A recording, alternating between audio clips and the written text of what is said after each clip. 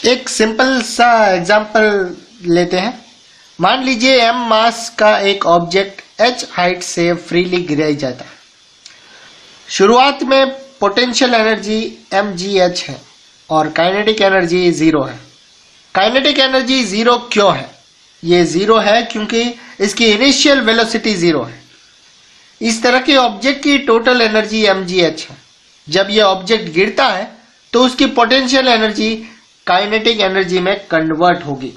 अगर किसी दिए हुए मोमेंट पर ऑब्जेक्ट की वेलोसिटी v है तो काइनेटिक एनर्जी 1/2 mv² होगी।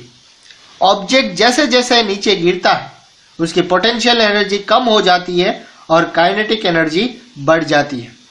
जब ऑब्जेक्ट ग्राउंड पर पहुंचने वाला है तो h = 0 होगा और इस सिचुएशन में ऑब्जेक्ट की फाइनल वेलोसिटी v हाईएस्ट हो जाएगी। इसलिए अब काइनेटिक एनर्जी हाईएस्ट और पोटेंशियल एनर्जी लीस्ट होगी। हाउएवर सभी पॉइंट्स पर ऑब्जेक्ट की पोटेंशियल एनर्जी और काइनेटिक एनर्जी का सम इक्वल यानी कि सेम रहता है। यानी potential energy plus kinetic energy = constant, यानी वो सेम रहेगा। यानी mgh + 1/2 mv² कांस्टेंट, यानी कि वो टोटल एनर्जी रहेगी। किसी ऑब्जेक्ट की पोटेंशियल एनर्जी और काइनेटिक एनर्जी का सम उसकी टोटल मैकेनिकल एनर्जी से है।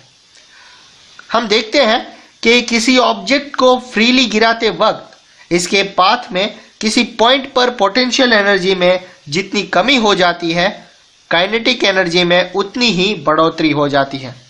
यहाँ ऑब्जेक्ट के मोशन पर एयर रेजिस्टेंस की इफेक्ट को और बाकी सारी चीजों को इग्नोर किया गया है।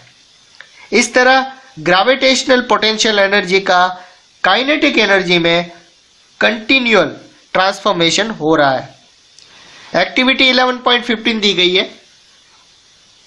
20 kg मास का कोई ऑब्जेक्ट 4 मीटर की हाइट से फ्रीली गिराया जाता है। फॉलोइंग टेबल के अनुसार हर एक सिचुएशन में पोटेंशियल एनर्जी और काइनेटिक एनर्जी की गिनती करके टेबल में जो ब्लैंक है उसे भरें। For simplifying the calculation take the value of g as 10 metre square second minus power 2। Think over it, जरा सोचिए, अगर नेचर में ट्रांसफॉर्मेशन ऑफ एनर्जी अलाउड नहीं होता तो क्या होता? एक विचार के अनुसार ट्रांसफॉर्मेशन ऑफ एनर्जी के बिना लाइफ पॉसिबल नहीं हो पाती।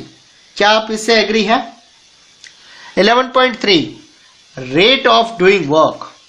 क्या हम सब एक ही रेट से वर्क करते हैं? क्या मशीन एनर्जी का यूज और ट्रांसफर सेम रेट से होता है? एजेंट जो एनर्जी ट्रांसफर करते हैं डिफरेंट रेट से वर्क करते हैं। आइए इसे फॉलोइंग एक्टिविटी से समझे। एक्टिविटी है 11.16। मान लीजिए दो बच्चे हैं, उन दोनों का वेट सेम है। दोनों रस्से पर अलग अलग चढ़ना शुरू करते हैं। दोनों 8 मीटर की ऊंचाई तक पहुंचते हैं। मान लीजिए इस वर्क को करने में ए को 15 सेकेंड और बी 20 सेकेंड लेता है। हर एक बच्चे द्वारा किया गया वर्क कितना होगा? किया गया वर्क सेम है, यानी ए ने वर्क करने के लिए बी की कंपैरिजन में कम टाइम लिया है। किस बच्चे ने दिए हुए टाइम यानी कि 15 से ज्यादा वर्क किया होगा? एक स्ट्रॉन्गर पर्सन किसी दिए हुए वर्क को रिलेटिवली कम टाइम में पूरा कर सकता है। ज्यादा पावरफुल व्हीकल कम पावरफुल व्हीकल की कंपैरिजन में किसी जर्नी को कम टाइम में पूरा कर सकता है। हम मोटर बाइक और मोटर कार जैसे मशीन के पावर के बारे में बात करते हैं। इन व्हीकल्स के क्लासिफिकेशन के आधार पर यह है कि कितनी तेजी से वो एनर्जी चेंज या वर्क करती है। पावर किए गए वर्क की स्पीड को मापती है, यानी वर्क कितनी जल्दी या कितनी देर से हुआ वो देखती है। पावर की डेफिनेशन कुछ इस तरह से हम ले सकते हैं। वर्क करने का रेट या rate of transfer of energy को पावर कहते हैं, यानी रेट ऑफ डूइंग वर्क और the rate of transfer of energy is called power.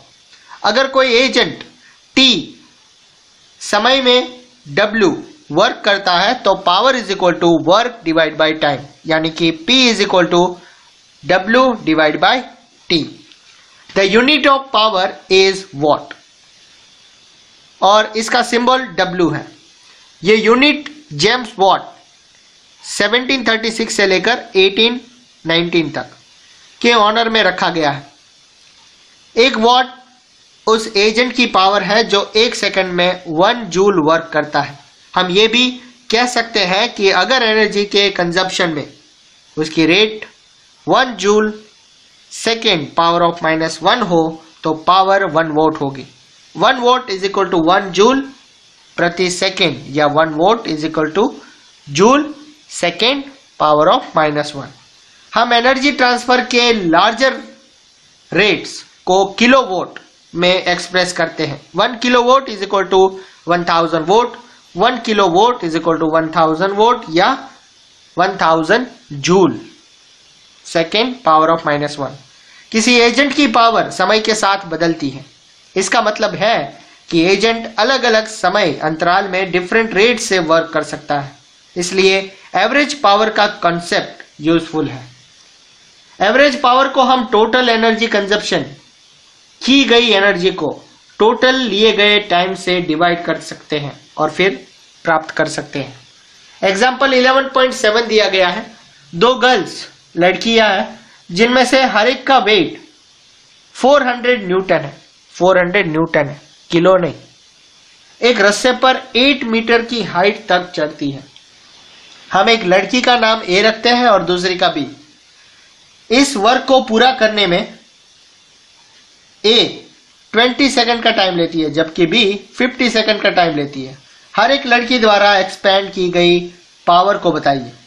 पहला लेते हैं 20 सेकंड वाली का। Power expended by girl A, weight of girl mg is equal to 400 newton, displacement यानी कि height h is equal to same 8 metre और time taken t is equal to 20 second. अब equation 11.8 में इसे रखते हैं इस वैल्यू को, तो power p is equal to work done divide by time taken. Work done है mgh और टाइम टेकन है 20 सेकंड। तो इस हिसाब से हमें मिला 160 वोट। पावर मिला है 160 वोट।